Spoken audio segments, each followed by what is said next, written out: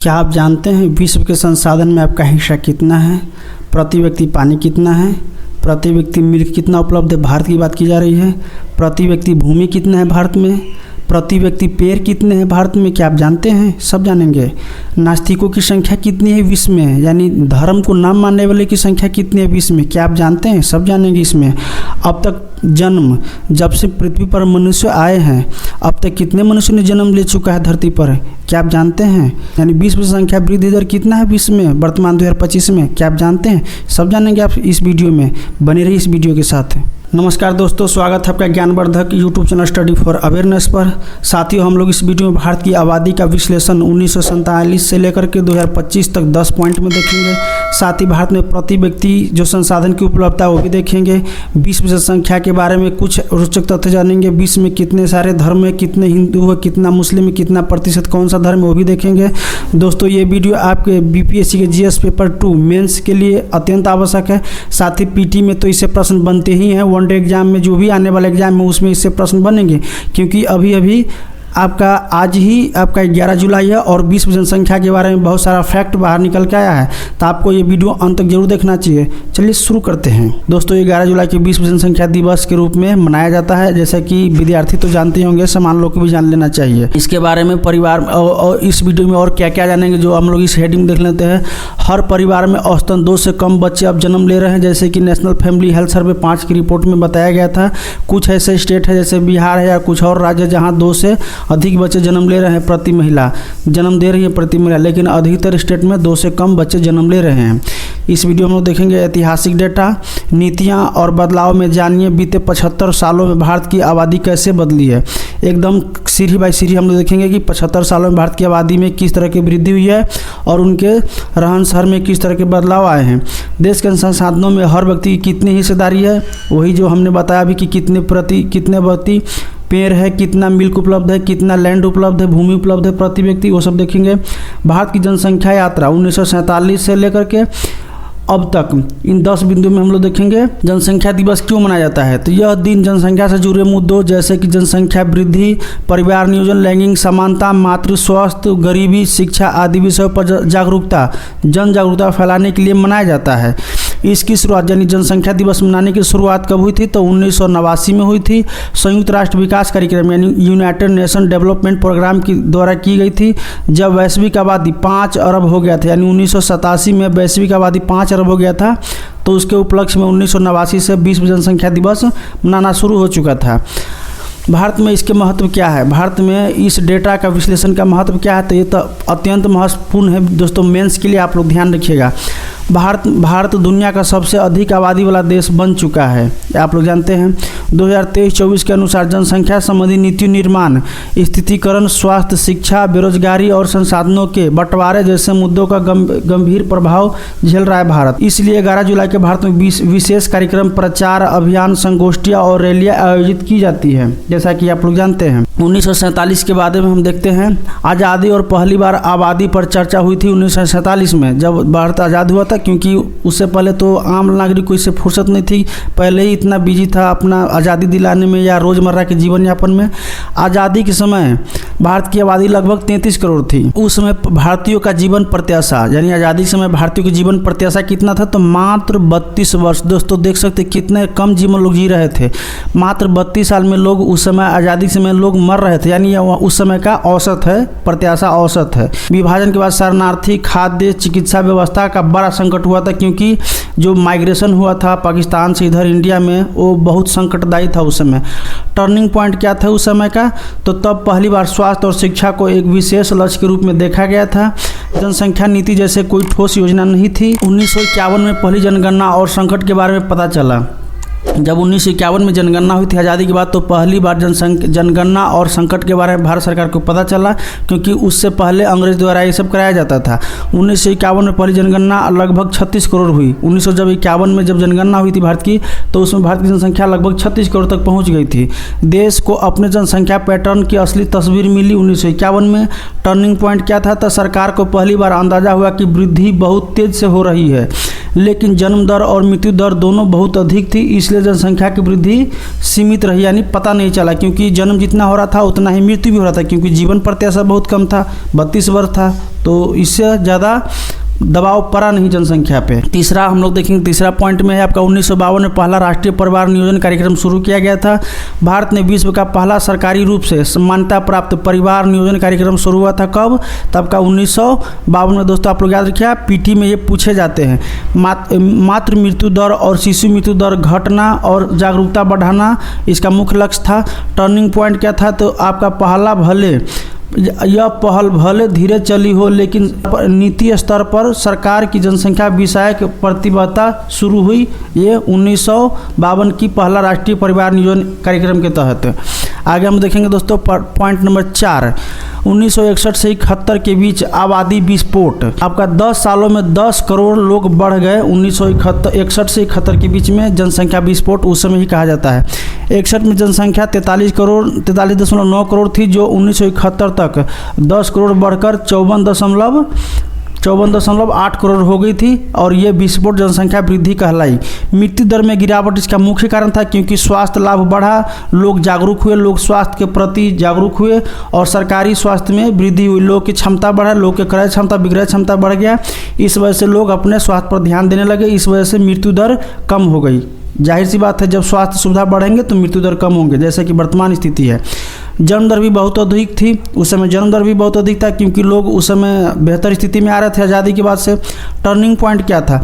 तो 10 साल में करीब 10 करोड़ वृद्धि ने नीति निर्माताओं को चौंका दिया। यह दौर जनसंख्या विस्फोट के रूप में देखा जाता है। आपका 5वां पॉइंट है 1976 पहली बार राष्ट्रीय जनसंख्या नीति का मसौदा तैयार हुआ था 1976 में। आपातकाल से पहले सरकार ने पहली बार जनसंख्या नीति बनाई।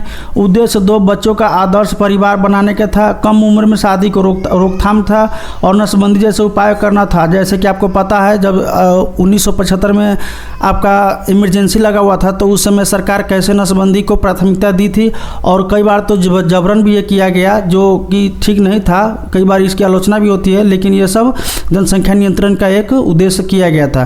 टर्निंग पॉइंट की बात की जाए तो जनसंख्या नीति का मसौदा आया उसी समय, लेकिन इसका क्रियान्वयन आपातकाल की राजनीति परिस्थितियों में उलझ गया, क्योंकि राजनीति से प्रेरित हो गया था उस समय 75 में। 6ठा पॉइंट 1975 से 77 आपातकाल और जबरन नसबंदी अभियान। ये समय भारतीयों के लिए थोड़ा सा पीड़ादायक रहा, खास करके आम लोगों के लिए। नसबंदी को ज़बरदस्ती लागू किया गया। 1976-77 में 60 लाख से अधिक पुरुषों को नसबंदी कर दी गई थी। इसके वजह से सरकार का काफ़ी विरोध हुआ, सामाजिक अविश्वास और सरकार के खिलाफ माहौल बनने लगा। टर्निंग पॉइंट क्या था इसका? तो जनसंख्या नीति को दमन का हथियार माना जाने लगा, जिससे आगे की योजनाओं में रुकावट आई। 1975 में सालाना वृद्धि दर 2.29 रही, जो कि अभी भी ज़्यादा था उस समय के हिसाब से। 7वां पॉइंट है 1978 से 1994 में वैश्विक और जागरूकता आधारित योजनाएं लागू की गई थी। इस दौरान स्वैच्छिक नसबंदी पर जोर रहा, जैसे कि लोग अपने खुद से कराएं, जैसे वर्तमान में चल रहा है। जनसंख्या नियंत्रण के लिए महिला केंद्रित दृष्टिकोण सामने आया। हम दो हमारे दो जैसे अभियान चलाए गए थे 1978 से 94 के बीच में। टर्निंग पॉइंट क्या था इसका? तो इसमें साक्षरता, टीकाकरण और प्रसव स्वास्थ्य में सुधार हुआ। आपका स्वास्थ्य सेवाओं और जनसंख्या नियंत्रण योजनाओं पर विश्वास लौटा लोगों का, क्योंकि उस समय लोग इमरजेंसी से बाहर निकल चुके थे और लोग सरकार को उस दृष्टि से नहीं देख रहे थे जिस दृष्टि से आपका इमरजेंसी में देखा करते थे। 8वां पॉइंट दोस्तों हम लोग देखेंगे क्या था? तो 2000 की नई राष्ट्रीय जनसंख्या नीति, ये एक महत्वपूर्ण नीति थी 2000 की। इसका लक्ष्य क्या था? तो 2010 तक प्रजनन दर 2.2 तक लाना, यानी ये प्रतिस्थापित प्रजनन दर माना जाता है। दोस्तों पीटी में पूछा जाता है कि जनसंख्या प्रतिस्थापित प्रजनन दर कितना होता है? तो 2.2 है। तो ये लाना था, यानी पति पत्नी की आबादी 2 बच्चों से रिप्लेस हो। महिला शिक्षा और किशोर व्यवस्था पर किशोर स्वास्थ्य पर जोर दिया गया। वर्ष 2000 में प्रजनन दर 3.35 और 2010 में 2.26 थी। आप लोग याद रखिएगा 2002 में कितना प्रजनन था और 2010 में कितना पर आ गया। इसका टर्निंग पॉइंट क्या था? तो इस नीति ने परिवार नियोजन को सशक्तिकरण से जोड़ा, विशेषकर महिलाओं के संदर्भ में राज्यों को टारगेट दिए गए कि आप इस तरह की योजना लाइए और इसका मुझे रिजल्ट चाहिए। केंद्र सरकार द्वारा टारगेट दिए गए थे। 9 नंबर पॉइंट हम लोग देखेंगे दोस्तों, आपका पॉइंट है 9 नंबर। 2010 से 2020 आबादी स्थितीकरण के संकेत मिले। इस अवधि में इस दौरान अधिकांश राज्य में प्रजनन दर 2.1 या उससे कम हो गई। दक्षिण भारत के कुछ राज्य में इससे प्रजनन दर इसमें नीचे भी चले गई थी, क्योंकि दक्षिण राज्यों ने प्रजनन यानी परिवार नियोजन पर विशेष फोकस किया, वहाँ पर इसका सीरियस इसे लागू किया गया। और यही कारण है कि जो अभी परिसीमन आयोग है इसका विरोध होता है कि यहाँ के लोगों को हानि होगी, वो अलग विषय देखेंगे दोस्तों। जीवन प्रत्याशा बढ़कर 79 से 70 वर्ष हो गई। ध्यान रखिएगा दोस्तों, जीवन प्रत्याशा आप लोग याद रखिए 1947 में कितना था? 1947 में आपका 32 वर्ष था मात्र, जो आपका 2020 तक आते आते कितना हो गया? इससे दुगुने से अधिक हो गई, तो आपका 69 से 70 वर्ष हो गए। इसका टर्निंग पॉइंट क्या था? तब भारत जनसंख्या स्थितीकरण की ओर बढ़ने लगा, यानी युवा जनसंख्या की विशालता को डेमोग्राफिक डिविडेंड के रूप में देखा जाने लगा। जैसे कि अभी हम लोग पढ़ते हैं कि भारत सरकार को डेमोग्राफिक डिविडेंड का लाभ उठाना चाहिए, इसे ये आगे का बोझ न बन जाए, इसे कैसे सही से इस्तेमाल करना चाहिए। दोस्तों अब हम लोग 10 नंबर पॉइंट देखेंगे जो जनसंख्या भारत सरकार की नीतियों के बारे में बताती है। सबसे बड़ी उपलब्धि, सबसे बड़ी चुनौती बनी। भारत चीन को पीछे छोड़ दुनिया के सबसे अधिक आबादी वाला देश बन गया। यह जनसंख्या 146 करोड़ से अधिक हो गई। आप लोग जानते हैं जनसंख्या 146 करोड़ से अधिक हो चुकी है। और ये हम लोगों ने कब हासिल किया था? 2022 में। बुजुर्ग आबादी, शहरीकरण, बेरोजगारी और पर्यावरण जैसे चुनौतियां भारत सरकार के सामने आ गई, समाज के सामने आ गई। टर्निंग पॉइंट इसका क्या था? तो जनसंख्या अब नियंत्रण का नहीं बल्कि प्रबंधन का विषय होगा। जैसे कि डेमोग्राफी डिविडेंड को कैसे यूज में लाया जाए, अपनी युवा वर्ग को कैसे कार्य सक्षम बनाया जाए ताकि भविष्य में इसे देश को आगे बढ़ा सके। लक्ष्य यह है कि आबादी को संसाधन के रूप में प्रयोग किया जाना चाहिए, यानी ह्यूमन कैपिटल के रूप में इसे बनाना है, तभी तो देश आगे बढ़ेंगे। नहीं तो ह्यूमन कैपिटल के बजाय ह्यूमन लोड हो जाएगा देश पे। अगर लोग स्किल नहीं होंगे, लोग अब आगे चल के जब बुजुर्ग होंगे तो वो देश पर बर्डन बनेंगे, देश पर बोझ बनेंगे। इसी वजह से कहा जाता है कि डेमोग्राफी डिविडेंड का लाभ लेना चाहिए, युवाओं की स्किल करना चाहिए ताकि वो कुछ कमा सके और देश पर ये बोझ न बने, परिवार पर बोझ न बने, समाज पर बोझ न बने। आगे हम लोग देखते हैं दोस्तों और विशेष कुछ जो आपको संसाधनों में आपका हिस्सा। हर व्यक्ति को कितना जमीन, पानी, अन्न उपलब्ध है? जानिए हर भारतीय के हिस्से में कितना जमीन, पानी, अन्न, दूध, वृक्ष आते हैं। आंकड़े केवल संख्याएं नहीं हैं बल्कि भविष्य की स्थिरता, पर्यावरण संतुलन, जीवन गुणवत्ता का संकेत देते हैं। यह जीवन गुणवत्ता की भी भविष्य प्रभावित करता है, क्योंकि जिसके पास जितना संसाधन उपलब्ध होंगे उसका जीवन गुणवत्ता उतना अच्छा होगा। तो प्रति व्यक्ति पानी, तो भारत में हर साल लगभग 3880 बिलियन क्यूबिक मीटर पानी वर्षा होती है, जिसमें से 1999 बिलियन क्यूबिक मीटर ही उपलब्ध हो पाता है। वहीं आपका 699 बिलियन क्यूबिक मीटर ही हम लोग यूज कर पाते हैं, यानी भारतीय यूज कर पाते हैं। शहरों में प्रति व्यक्ति पानी जो भारत सरकार द्वारा निर्धारित की गई है कि इतना पानी उपलब्ध होना चाहिए, तो आपका है 135 लीटर। दोस्तों ये पीटी में पूछा जाता है। वहीं ग्रामीण क्षेत्र की बात की जाए तो आपका 55 लीटर पानी उपलब्ध होना चाहिए, निर्धारित की गई है सरकार के द्वारा। तो आप ध्यान रखिएगा। इस स्लाइड में देखेंगे प्रति व्यक्ति दूध की उपलब्धता कितनी है। तो दोस्तों यहाँ तो उपलब्ध 471 ग्राम है, लेकिन अंदर जाके बात दिखेगा तो सच्चाई कुछ और ही है। तो यहाँ पर देखते हैं, कहावत है डेविल इन द डीप, वो यहाँ पर आपको नजर आएगा। 2022-23 में भारत का कुल दूध उत्पादन 230.58 मिलियन टन था और यह रिकॉर्ड आंकड़ा में वृद्धि हुई 2023-24 में, और यह पहुंच गया 239.3 मिलियन टन तक। 2023-24 में प्रति व्यक्ति दैनिक उपलब्धता दूध की बात की जाए तो 471 ग्राम था। वहीं अगर बात की जाए यहाँ पे तो 6 से 23 महीनों की आयु के 40% बच्चों को रोजाना दूध या दूध से बने उत्पाद उपलब्ध नहीं हो पाते हैं। तो यहाँ पर देख सकते हैं आर्थिक असमानता आपको संसाधन असमानता में भी नज़र आएंगे, क्योंकि जहाँ पे आर्थिक असमानता होगा वहाँ पर संसाधन असमानता निश्चित रूप से आएंगे। एक दूसरे के वो रिलेटेड है कि जिसके पास धन नहीं होगा उसके पास संसाधन कहाँ से होगा, तो वही बात यहाँ पर है। तो जैसे कि भारत की जो आर्थिक असमानता है इतना गहरा हो चुका है, उसका नज़र यहाँ पर भी आता है। प्रति व्यक्ति कृषि भूमि कितना उपलब्ध है, तो भारत में कुल कृषि योग्य भूमि आपका 159 मिलियन हेक्टेयर है, जो आपको देखा है तो 3.93 अरब एकड़ में है। बीते दशक में प्रति व्यक्ति कृषि भूमि लगातार गिरावट हुई, क्योंकि शहरीकरण हुई है, उद्योग लगे हैं और अन्य सारे काम हुए हैं।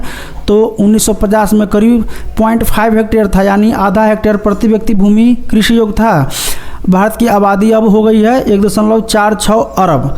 तो उसके बाद से कितना उपलब्ध हो गया, तो हर भारतीय के हिस्से में 0.11 हेक्टेयर यानी 1100 वर्ग मीटर कृषि योग्य भूमि रह गए हैं। देख सकते हैं कितना गिरावट हुआ है। आज़ादी के समय में इतना था, अब वर्तमान समय में इतना आ गया है। तो ये नज़र आता है और ये खाद्य सुरक्षा पहुंचा सकता है। इस तरह की व्यवस्थाएं, इस तरह के आंकड़े। पर्यावरण हम देखें कितना पेड़ उपलब्ध है प्रत्येक भारतीय के पास, तो फॉरेस्ट सर्वे ऑफ इंडिया के अनुसार भारत में 35 अरब पेड़ है। अनुमान के अनुसार पूरी दुनिया में लगभग 3 ट्रिलियन यानी 3000 अरब पेड़ है। प्रति व्यक्ति औसतन पेड़ की बात की जाए भारत में तो 25 से 28 पेड़ ही उपलब्ध है प्रति भारतीय पर। वहीं वैश्विक की बात की जाए तो प्रति व्यक्ति आपका 400 से 500 पेड़ उपलब्ध है विश्व में। तो यहाँ भी देख सकते हैं विश्व में असमानता फैला हुआ है पेड़ के मामला में। दुनिया की आबादी के महत्वपूर्ण तथ्य देखेंगे। 11 जुलाई जनसंख्या स्पेशल वीडियो है, तो जनसंख्या स्पेशल आपको कुछ रोचक तथ्य मैं आपको बताता हूँ, इस वीडियो में मिलेंगे देखने के लिए। सबसे ज़्यादा आबादी वाला देश तो भारत बन गया 2022 में, और इसकी आबादी हो गई 146 करोड़, ध्यान रखिएगा। और दूसरे नंबर पर आ गया आप चीन, अपने प्यारे भारत के बाद, जो हमारा पड़ोसी है, हमेशा खुरपात करते रहता है। तो उसका जनसंख्या 141 करोड़ है। और कुछ साल पहले तक ये जीके में हम लोग पढ़ते थे कि चीन विश्व के सबसे आबादी वाला देश है। अब हम लोग पढ़ रहे हैं भारत सबसे अधिक आबादी वाला देश है दुनिया में। यहीं सबसे कम आबादी वाला बात की जाए तो आपका 501 आबादी है। और कहाँ का होली सिटी है, और ये कहाँ रोम में है, कैथोलिक चर्च के केंद्रीय हिस्सा में है। और ये संचालन करता है वेटिकन सिटी, जो दुनिया का सबसे छोटा देश भी है। धार्मिक मान्यता की बात की जा रही है यहाँ पे, तो 31% लोग, विश्व की 31% आबादी आपका ईसाई धर्म फॉलो करता है। इसके बाद आपका 23% धार्मिक लोग मुस्लिम हैं, जो मुस्लिम धर्म फॉलो करता है। वहीं 16% है। आप लोग यहाँ इंटरेस्टिंग बात ये देख सकते हैं कि 16% लोग कोई धर्म फॉलो नहीं करता है। विश्व का तीसरा हिस्सा यानी विश्व में तीसरे स्थान पर इस तरह के लोग हैं। हिंदू की बात की जाए तो 15% लोग हिंदू धर्म को फॉलो करते हैं। और शेष अन्य धर्म जैसे सिख, ईसाई, जैन, पारसी, ये सब हो गए शेष में आते हैं। तो यहाँ भी आप लोग देख सकते हैं किस तरह के फैक्ट है, डेटा है। और ऐसा आपको एग्जाम में या फिर मेंस लिखने में बहुत ही लिखने का जो आपका शैली है उसमें वृद्धि होगी। ये सब डेटा आप लोग याद रखिएगा। आगे हम देखेंगे अब तक कितने जन्म ले चुके हैं धरती पे लोग, तो 106 अरब लोग पृथ्वी पर जन्म ले चुके हैं जब से मानव जाति की शुरुआत हुई है। क्या मज़ा आया ना। आज जो जनसंख्या जीवित है वो इसका मात्र 6% है। विश्व की वृद्धि जनसंख्या वृद्धि दर क्या है, तो वर्तमान में देखा जाए 2025 में तो विश्व जनसंख्या वृद्धि दर 0.85 है। और ये तेज़ी से घट रहा है। इस आंकड़े से पता चलता है 2025 में ये आंकड़ा है 2025 का। 2015 की बात की जाए तो 1.25% था, और 2020 में आ गया 0.97%, और 2025 में आ गया यह 0.85%। तो आप लोग देख सकते हैं किस तरह के आंकड़े बदलाव हो रहे हैं जनसंख्या वृद्धि के मामले में। आगे भविष्य में किस तरह से प्रभावित करेगी विश्व को, ये देख लेते हैं। तो 1000 करोड़ होने के अनुमान है। कब तक? 2060 तक विश्व जनसंख्या 1000 करोड़ होने के अनुमान है। वहीं अगर बात की जाए वर्तमान दर से, जो वर्तमान वृद्धि दर कितनी है विश्व आबादी की, तो 0.87 है। उस हिसाब से बढ़ता रहा तो 2037 तक विश्व की आबादी 900 करोड़ तक हो जाएंगे। तो दोस्तों कैसा लगा आपका ये वीडियो, ये जनसंख्या स्पेशल विश्व के बारे में रोचक तथ्य जान करके मुझे उम्मीद है कि आप लोगों को अच्छा लगा होगा, मज़ा आया होगा। अगर आप लोगों को अच्छा लगा है तो इसे लाइक एंड शेयर जरूर कीजिएगा। इस वीडियो को अधिक से अधिक तक लोग तक पहुँचे, लोग जागरूक हो इसके बारे में। और आपका परीक्षा के लिए तो महत्वपूर्ण ही है। अगर आप लोग इस चैनल पर नए हैं तो इसे ज़रूर सब्सक्राइब कीजिएगा, इससे मोटिवेशन मिलता है। वीडियो को लाइक एंड शेयर कीजिएगा। धन्यवाद। जय हिंद, जय भारत।